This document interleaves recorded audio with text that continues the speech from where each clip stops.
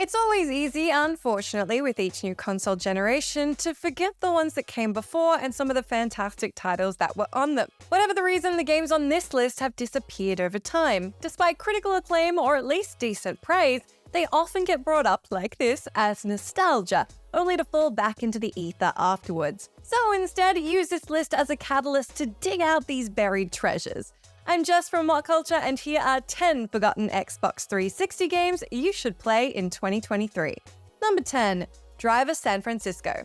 Now, the Driver series is primarily remembered for two things: that incredibly difficult tutorial level and the awful third game. Yet whilst heaps of praise was showered on Driver San Francisco for reviving the flagging series, that was it. Well, consider this your reminder to go and play the game that kept the series from dying, which ironically hasn't had another game since. Driver SF could have been any other sequel were it not for its quantum leap/life on Mars gleamings that Ubisoft gambled with. Now, putting your protagonist into a coma generally isn't a good start, but somehow here it absolutely worked. Letting Tanner hop between vehicles in a kind of out-of-body possessing someone else way was a fresh take. It meant that if you crashed, you'd just leapfrog into the next car closest to the pursuit. Of course, there were certain limitations, but for the most part, it was a great deal of fun.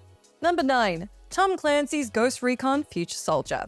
Can you remember a time when multiplayer in shooters was an optional choice, not an expected requirement, when always online and microtransactions were a nasty, futuristic nightmare? Or to narrow it down, do you remember when Ghost Recon was more refined and not just a series of asinine fetch quests? Well, Future Soldier remembers. Ubisoft's last decent attempt at a story-driven squad shooter after R6 Vegas jumped ship, Future Soldier was an incredibly tight shooter, single or multiplayer. Whilst it may have removed a lot of the tactical multi-approach scenarios that previous GR titles had, it still offers a tense and engaging campaign. Adopting a Gears of War-like cover system, Future Soldier broke from that mold by offering you ways to set up and pick your targets before engaging. Conversely, it also had some well-scripted action set pieces to spice things up as well. Then if you grabbed some friends in and all had different loadouts by using the gunsmith customization, you were up for a blast of a time.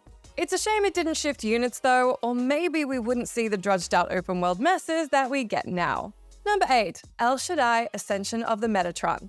How often can you say a game looks like Okami, plays like Maximo, and has a story rooted in the history of Judaism? Step forward, El Shaddai Ascension of the Metatron, an ambitious title from a team assembled of Devil May Cry, Okami, and Fatal Frame veterans. Even if you don't know your ancient Hebrew scriptures, the storytelling and visuals on display here are so beautiful that even the most stubborn agnostic will be on board. The combat itself is equally impressive. With an armor system that breaks on contact over time, hence the Maximo reference, it added challenge on par with Bayonetta and the like. If you've ever played and enjoyed Fury, you'll understand the reference here, as it has a beauty in its minimal but bright aesthetic.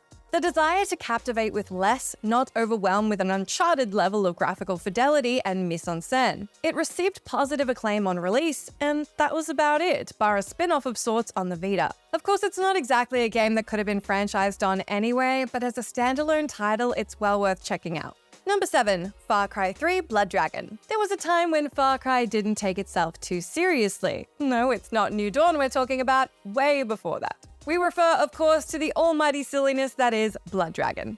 Eschewing the pseudo-serious efforts of Far Cry 2's Heart of Darkness metaphor and 3's coming-of-age murder spree, Blood Dragon is pure neon 80s. From the what we thought the future would look like aesthetic, the synth score by Power Glove, all backed by a story so self-aware you can't help but laugh. Hell, it's even got Kyle Reese/Corporal Hicks himself voicing cyborg hero Rex Power Cole. Despite being considered an arcade add-on to Far Cry 3, there's a decent enough campaign length to be had, as well as skills to upgrade and extra content to find. The series may have gone on to do something similar with its next mainline entries, adding something similar to what Blood Dragon had to offer.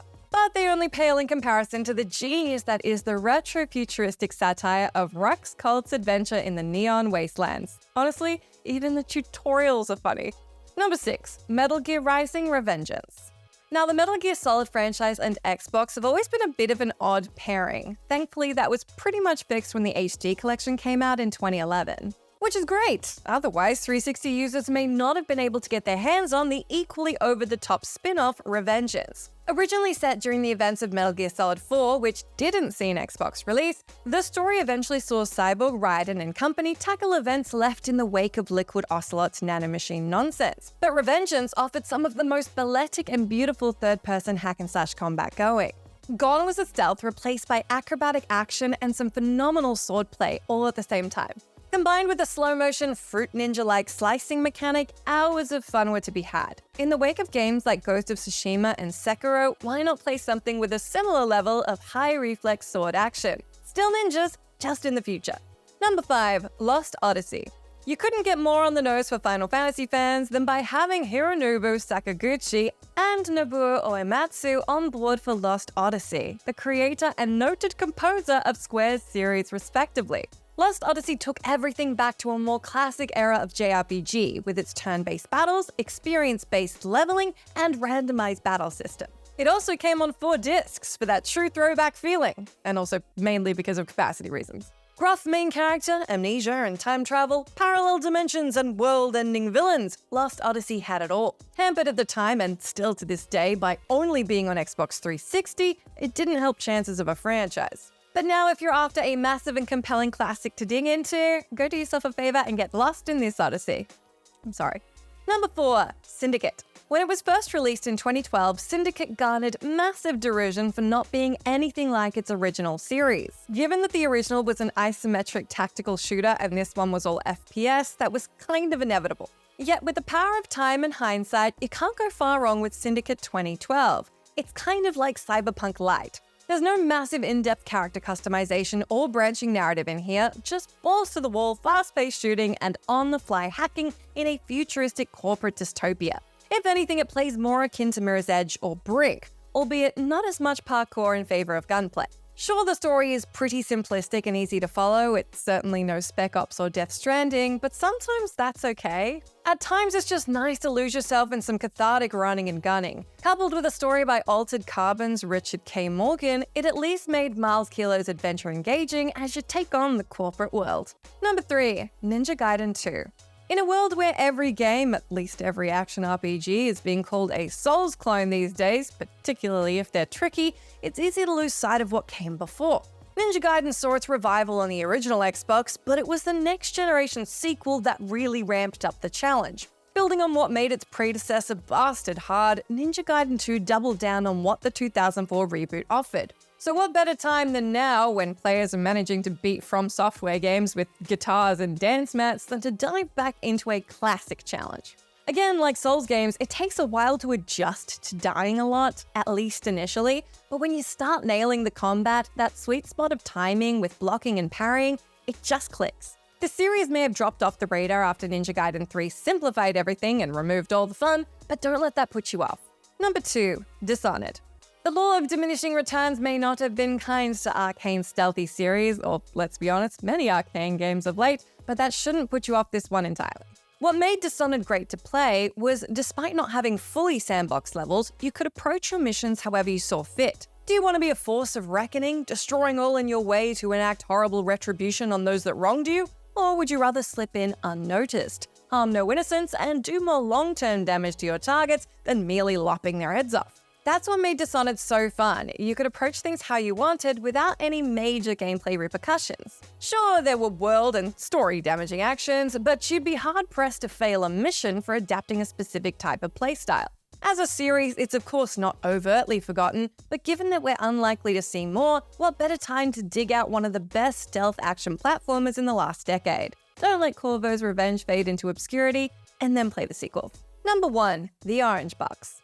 Until Half-Life Alyx arrived, you absolutely could not move on the internet for whereas Half-Life 3 means. I mean, that's still kind of a problem, but it's getting a little bit better.